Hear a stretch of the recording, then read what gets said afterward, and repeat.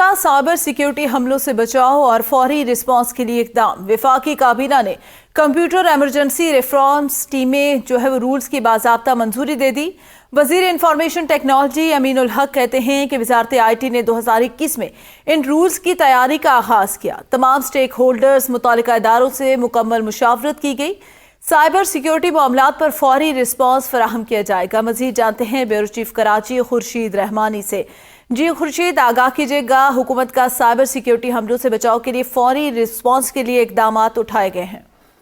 جی، حکومت کا cyber security حملوں سے بچاؤ اور فوری رسپانس کے لیے اہم اقدام ہے۔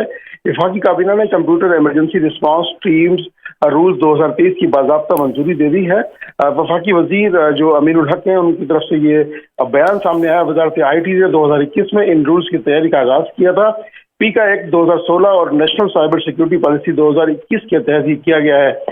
سرٹ رول 2023 کے تمام اسٹیک ہولڈرز کو متعلقہ اداروں سے مکمل مشاورت کی گئی ہے، جبکہ سرٹ رولز کے تحت کسی بھی حکومتی ادارے محکمے میں سائبر سیکیورٹی سے متعلق معاملے پر فوری آپریشنل سہولیات اور ٹیکنیکل رسپانس فراہم کیا جا سکے گا۔